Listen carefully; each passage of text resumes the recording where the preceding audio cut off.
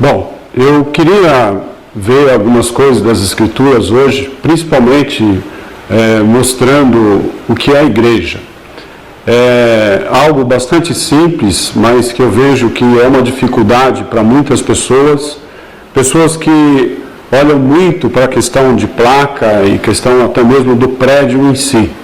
É comum andar em ônibus e ver que quando o ônibus passa em determinado lugar onde tem um prédio, as pessoas fazem algum tipo de sinal, sem talvez entender o que realmente estão fazendo naquele momento.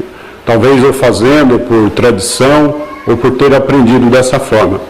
Uma leitura simples que nós vamos fazer agora, no livro de Atos, capítulo 8, vai nos ajudar um pouco a ter uma compreensão melhor sobre o que é a igreja. Atos capítulo 8, versículos de 1 a 4. No capítulo 7 de Atos, nós vemos aqui a morte de Estevão. E quando começa capítulo 8, ele está falando um pouco sobre a pessoa de Saulo e o que está acontecendo naquele momento. Então, em Atos capítulo 8, versículos de 1 a 4, a palavra do Senhor diz assim: E Saulo consentia na sua morte. Naquele dia, levantou-se grande perseguição contra a igreja em Jerusalém, e todos, exceto os apóstolos, foram dispersos pelas regiões da Judéia e Samaria. Alguns homens piedosos sepultaram Estevão e fizeram grande pranto sobre ele. Saulo, porém, assolava a igreja, entrando pelas casas e arrastando homens e mulheres, encerrava-os no cárcere. Entre mentes, os que foram dispersos iam por toda parte pregando a palavra. Então, nesse trecho, nesses 4 versículos, eu gostaria de destacar algumas palavras aqui. Logo no versículo 1 diz: Naquele dia levantou-se grande perseguição contra a igreja em Jerusalém.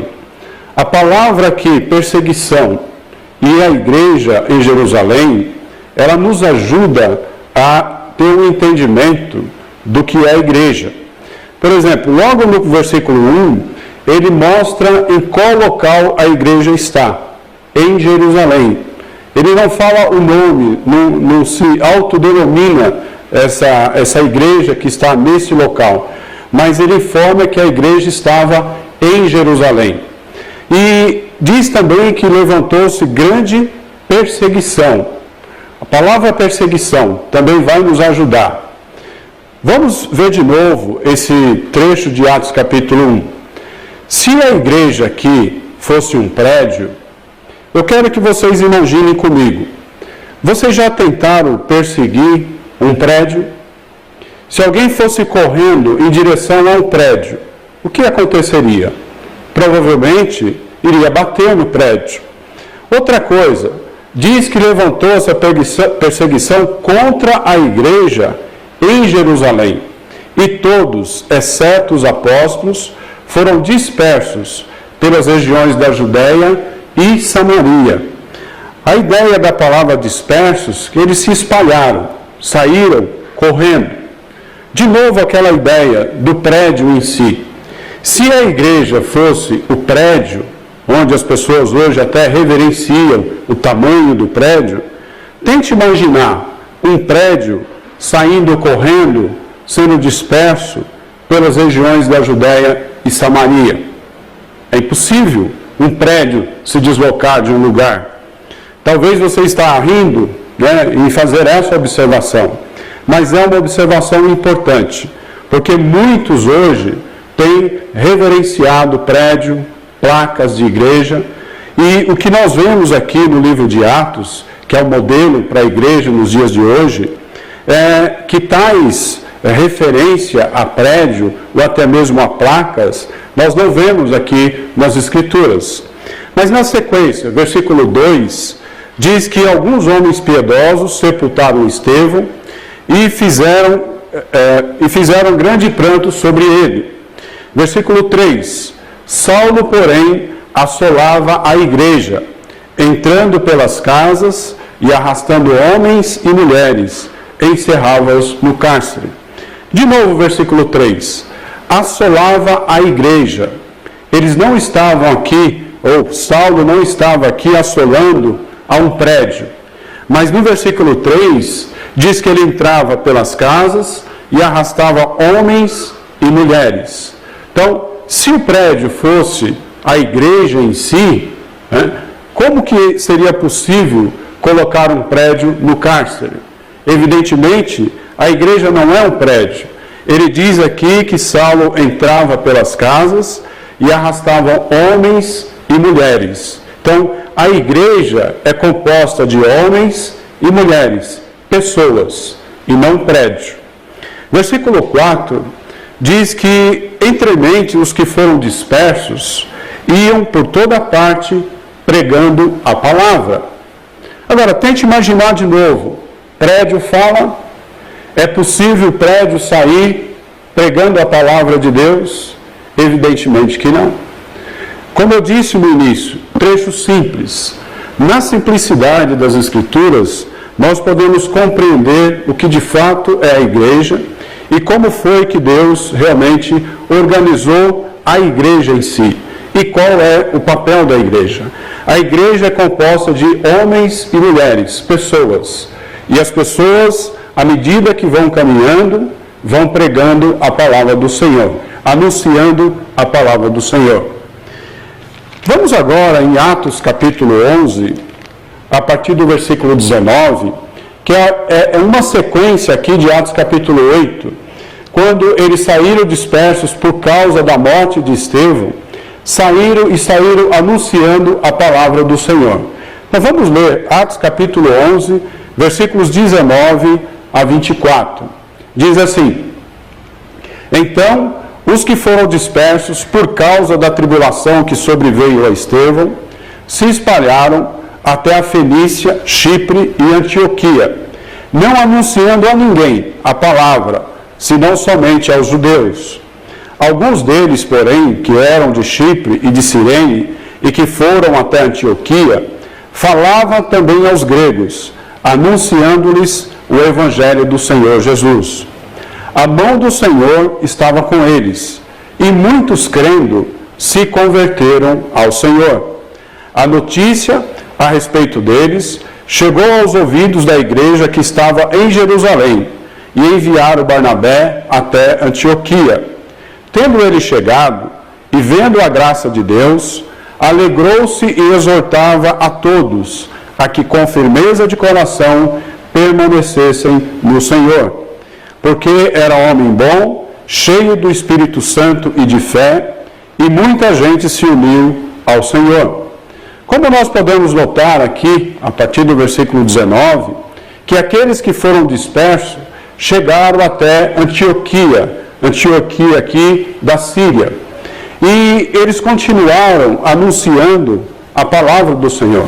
Mesmo depois de perseguição, eles continuaram falando a palavra do Senhor, tanto a judeus, quanto também aos gregos, ou seja, aos gentios.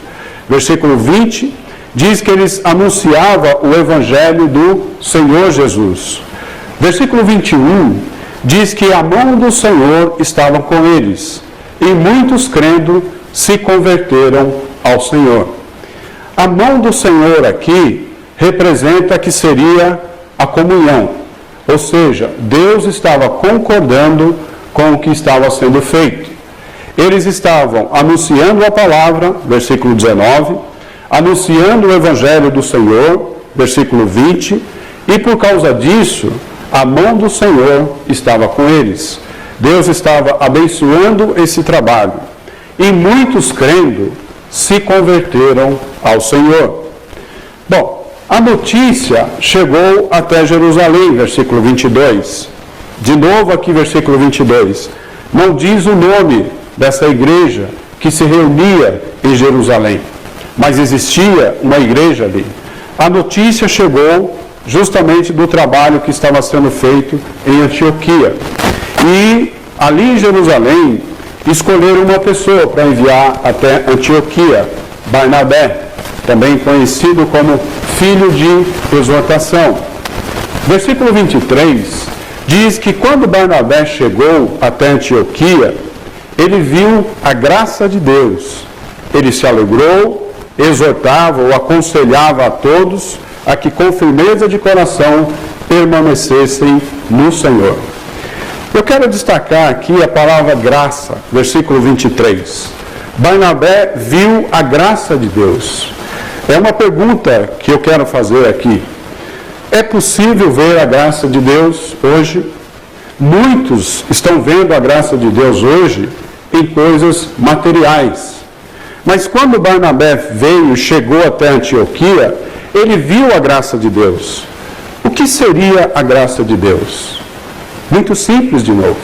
Barnabé chegando nessa cidade de Antioquia, vendo o trabalho que estava sendo feito ali, vendo pessoas convertidas, Barnabé diz que ele viu a graça de Deus.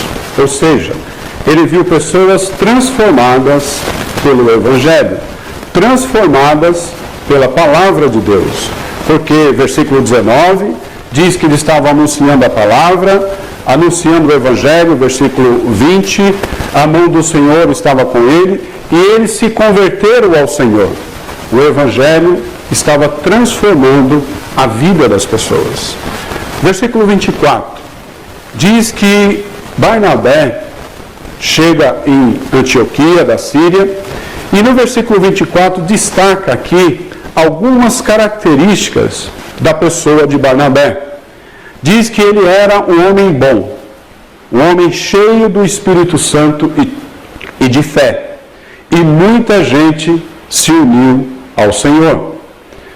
Agora, eu sempre volto um pouco e faço a leitura novamente, e é importante que, eu espero que todos estejam com uma Bíblia, pelo menos aberta nesse trecho, para me acompanhar nessa leitura, que eu farei de novo.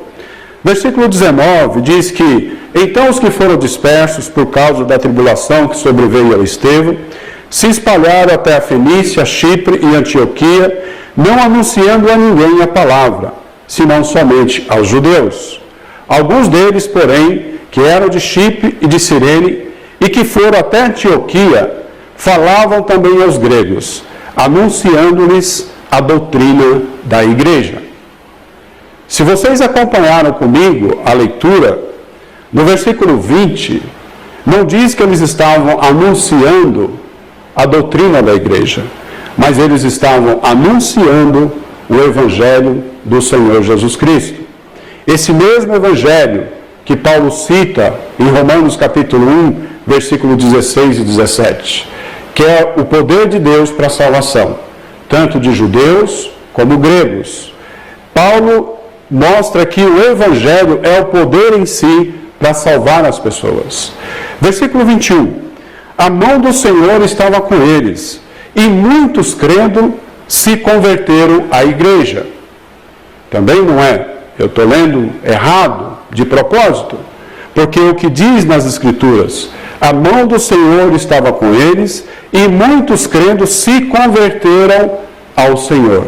Não se converteram à igreja, mas se converteram ao Senhor. Faz uma grande diferença. Quando as pessoas ouvem a doutrina da igreja, elas são levadas a se converterem à doutrina da igreja. Mas quando elas ouvem o Evangelho do Senhor Jesus, elas vão se converter ao Senhor Jesus. Versículo 23. Tendo ele chegado e vendo a graça de Deus, alegrou-se e exortava a todos que com firmeza de coração permanecessem na igreja. Também a palavra do Senhor diz que não é permanecer na igreja, mas permanecer no Senhor. Talvez vocês tenham ouvido coisas que eu ouço também. Existe uma certa fidelidade à igreja em si, ao prédio, ou até mesmo à tradição. Muitos às vezes falam, olha, meu avô foi dessa igreja, meu pai nasceu nessa igreja, eu nasci nessa igreja e eu não vou abandonar essa igreja, eu não vou sair desta igreja. O que diz aqui o versículo 23? Barnabé exortou para que as pessoas permanecessem no Senhor e não na igreja. Pessoas que não querem sair da igreja, mesmo percebendo que tem coisas erradas, estão sendo fiéis a uma placa, ou uma tradição, ou estão sendo fiéis à própria doutrina da igreja.